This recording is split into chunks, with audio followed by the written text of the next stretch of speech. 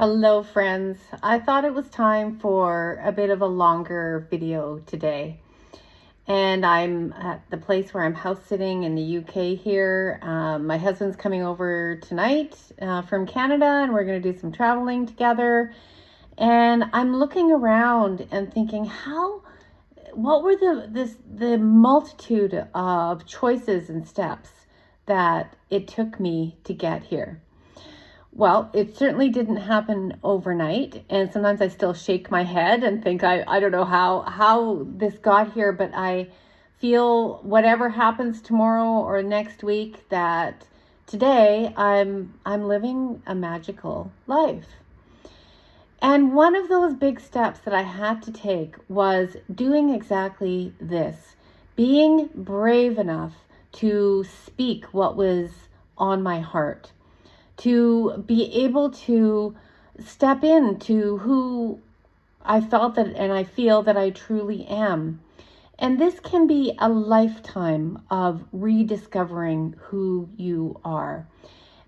But it might not be as hard as you think it is. Because I'll tell you something that happens is that when you discover these beliefs that you have, like, that nobody understands me, or maybe I put something out there and nobody's validating it, or you're worried about being judged or being seen, being visible. I'm going to invite you to do an about turn with that. And I have found this to be true almost 100% of the time, that when you turn that around and you ask yourself, if you're feeling like nobody understands you, you'll be misunderstood, do you really understand yourself? Or if you feel like you're not being seen, you're not being validated, do you see yourself? Do you validate yourself?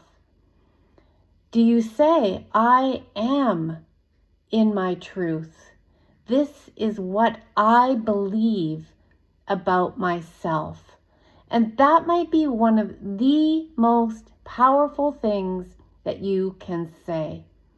Because what you believe about yourself, you can make true. What you believe about yourself is true. So when you find yourself hiding or waiting around for someone to choose you, or someone to see you, someone to pick you, that's old programming. Now, I will say that the programming that women are up against in this world, and I only speak to women because I only know this experience, it's heavy conditioning. And so that's why I teach, take one small choice at a time, one small step at a time, and you test it out. You experiment, and you turn it into a game of life that you don't want to lose. You want to win this game, because so many women that I know, they start burying themselves at an early age. I did that myself. And they might not come up for air until they're 50, 60, 70, sometimes 80. And all that time, that conditioning, that heavy weight of lies that you thought about yourself are running the show. And so when you have those beliefs that come up, that stop you, that scare you, first of all, turn it around, see it for yourself. Am I seeing myself? Am I choosing myself? And then also you can identify that as the goldfish bowl that we live in. A goldfish doesn't know that it's in a bowl until it jumps out of the bowl into the ocean. And then they're like, oh my God, that was so small. I felt so trapped. But when you're in the ocean, that's when magic happens. That's when more and more and more miracles, synchronicities, coincidences show up, and you can start to amplify that and amplify the magic of living in the ocean. But don't wait to be chosen. And that's why my upcoming book and also the online retreat in October is called Choose Yourself, Awakening Your Aliveness.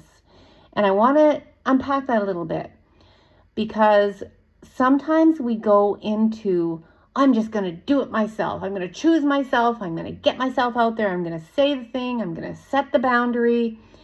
And we do it because our nervous system doesn't have the capacity yet.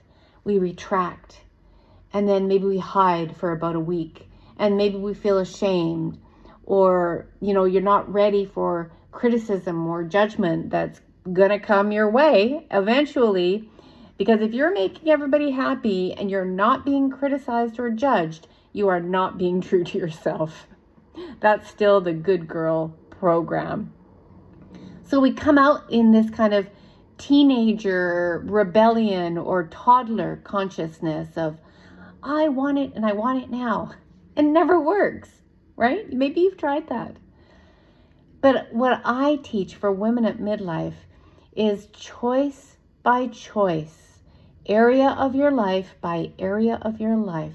You can slowly start to test it, feel what feels good for you in your nervous system, and you're going to look back a year from now and you are going to be in a completely different life, because you will have shifted in a sustainable way. And I only know this through retrospect, that I cleared out the old beliefs, the common collective patterns that women have that keep them stuck in the good girl, in the people pleaser, in the perfectionist who is waiting to be chosen. Well, guess what? No one is coming to save you. And if they do, it's short-lived. The only one that can save you is you. And that can start today by simply starting to choose yourself in any given moment. That might mean choosing your anger. That might mean choosing your peace. It might mean choosing to walk now, choosing to nap now, and being aware of, is this something I'm choosing or something that collective consciousness has told me I should do? That there is the question that changes lives. So I hope you'll join me in October for Choose Yourself, Awaken Your Aliveness. We're going to do a 7-day online retreat. It's a bit of a marathon. I'm going to come on for probably about an hour, can't promise, sometimes an hour and a half a day. And I'm going to give you one piece, one chunk of this programming of the good girl that you can flip.